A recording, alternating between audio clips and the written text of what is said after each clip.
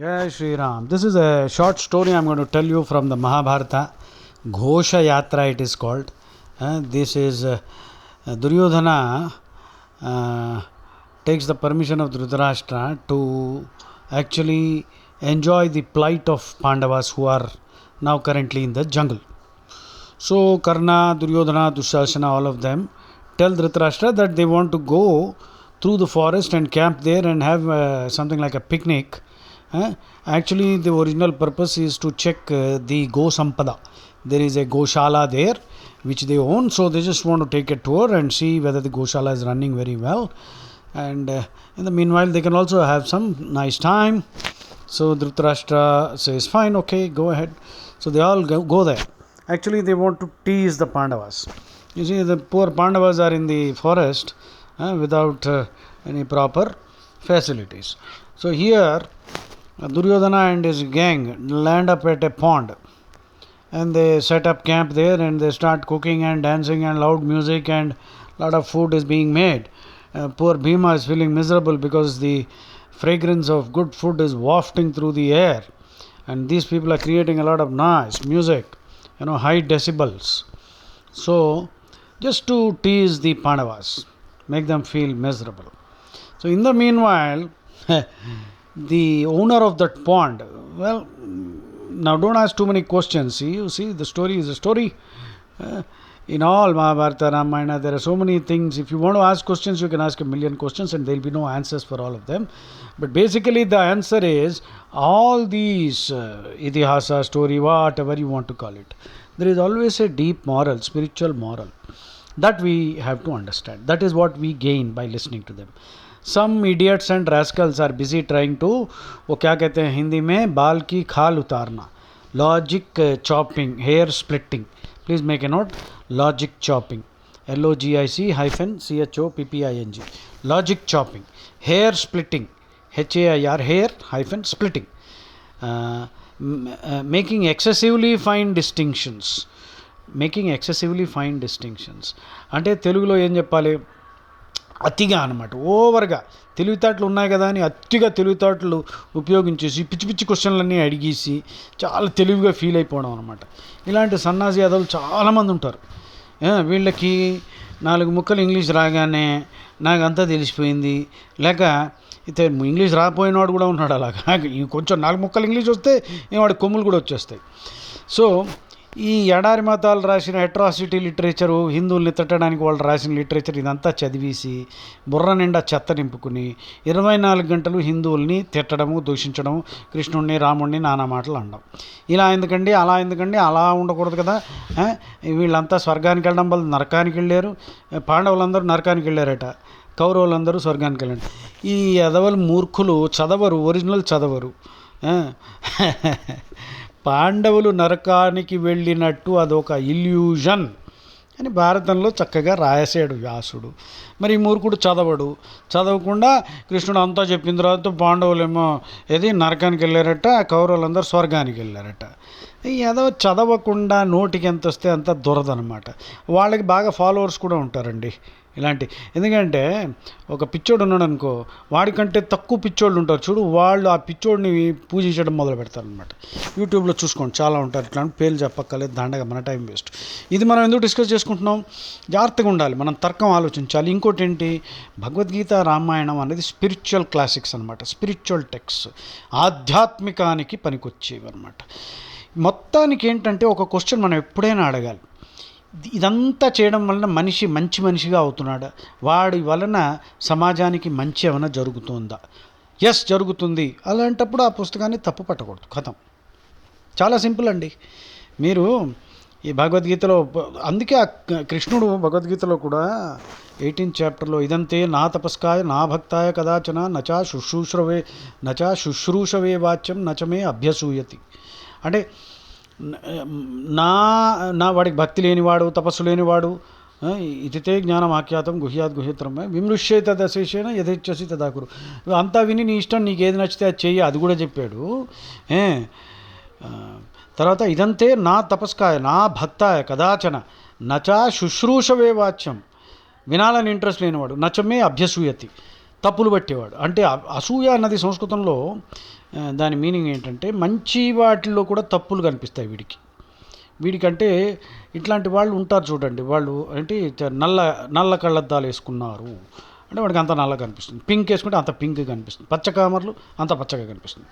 So ఇలాంటి మరి వాళ్ళని అనవసరంగా తిట్టి మన్నోరు పాడైపోతుంది. కానీ వీళ్ళని దూరంగా పెట్టి నమస్కారం పెట్టాలి. అయ్యా మాకు తెలుసు అయ్యా, భగవంతుడు ఆ కృష్ణుడే నీ రూపంలో వచ్చి మా బుర్ర చెడగొడుతూ ఉంటాడు, ఇదంతా లీల, కాబట్టి ప్లీజ్ నువ్వు ఇక్కడి నుంచి బయటికి నువ్వు పో, లేకపోతే మేము పోతాం.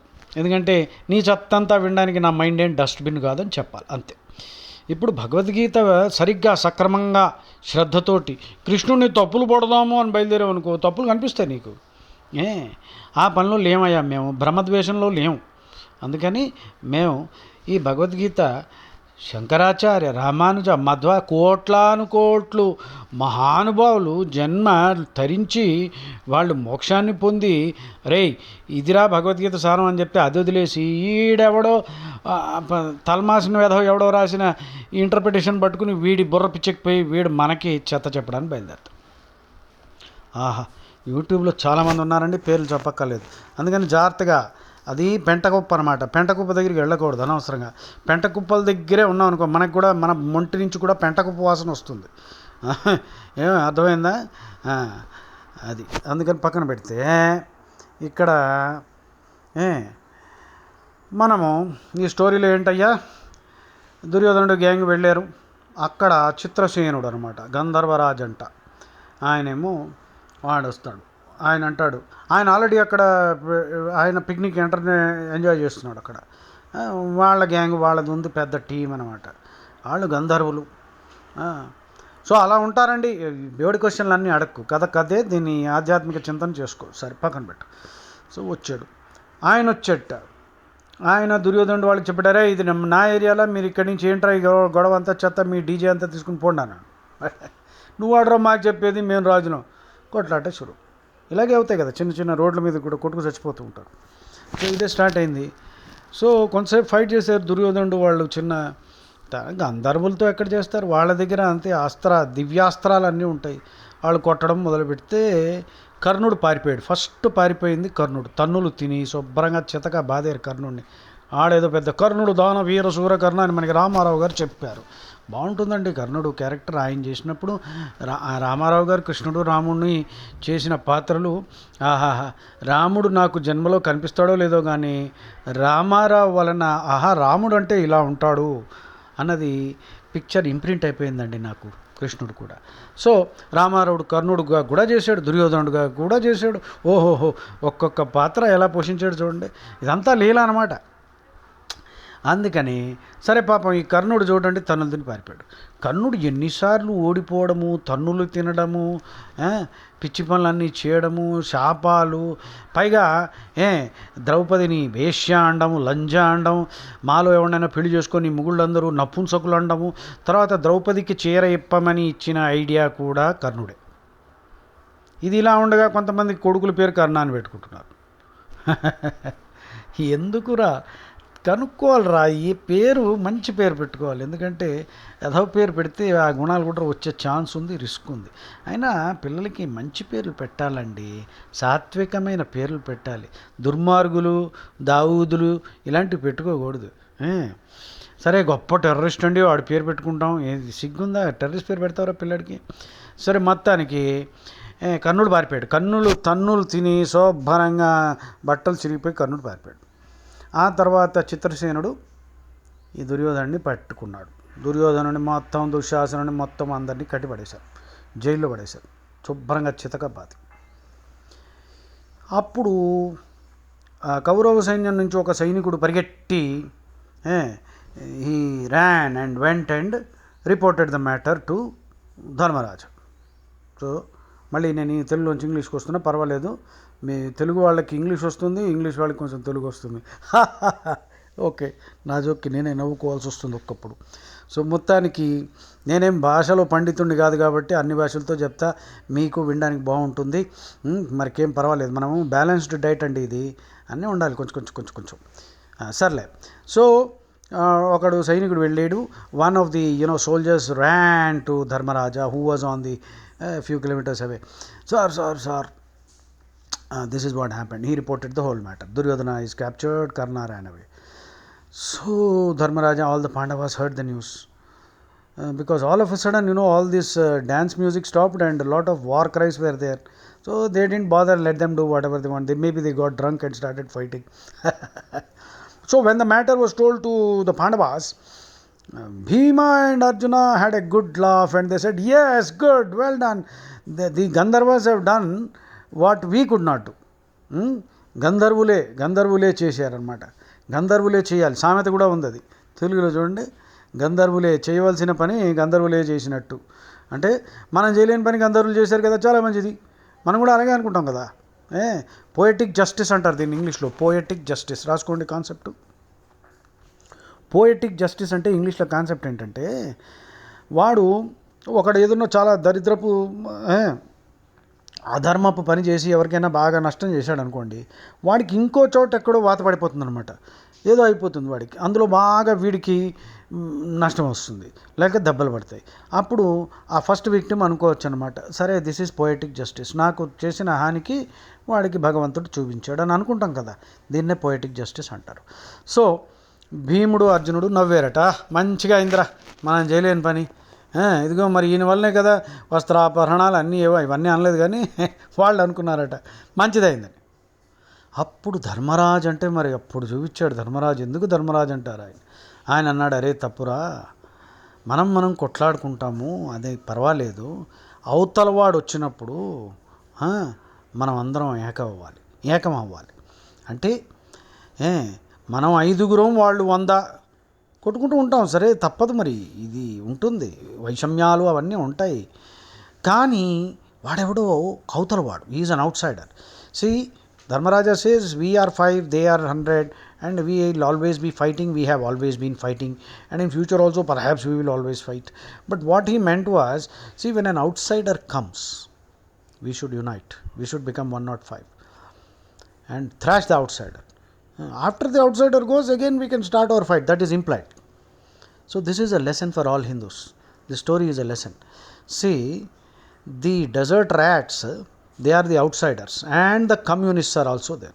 And these idiots who are these atheists, not all atheists are bad. There are many atheists I would like to touch their feet, because they are pure humanists. They are doing great service. But there are some atheists who have an agenda. They don't have a guts to criticize Islam, but they will talk rubbish about Hinduism. Because if they talk nonsense about Islam, you know what will happen, sartan se juda.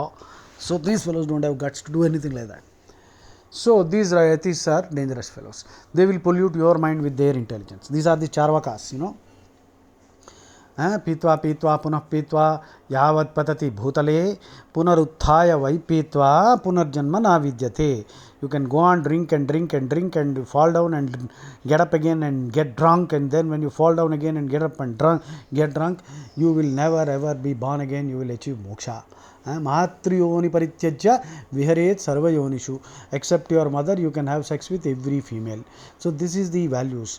Ranam krutva ghrutam pibet yavat jivet sukham jivet bhasmi bhutasya punarjanma kutaha. So take loan and drink ghee. The ghee is a metaphor now. Some idiot will say, how can we drink ghee? These atheistic rascals, these hyper cynics, they will say, Are ghee is a metaphor, re babu. So the charvakas are saying, take loan, drink and enjoy, because once you are dead, you cannot come back. So there is no karma, no reincarnation, nothing, no dharma. This is all rubbish. This is their philosophy. There are many idiots who want to believe this. Let them go ahead and believe it. You cannot, because you are basically a good Hindu, authentic Hindu. So ఈ స్టోరీలో ఏంటి, మనం ఏదో కొట్టుకుంటామనా, కానీ అవతల వాడు వచ్చినప్పుడు ఏకమైపోవాలి. You should unite when the outsider comes. That is what Dharmaraja teaches us. This should be taught in school. See, it's natural we have a debate, because we Hindus are the most argumentative people, because Shastrarth is there in our culture. We love to debate and discuss. Even if God were to come down, we will probably discuss. We will ask him questions. But there will be no ill will, no malice, no abusing, no foul-mouthed utterances, nothing of that sort. So that is the lesson.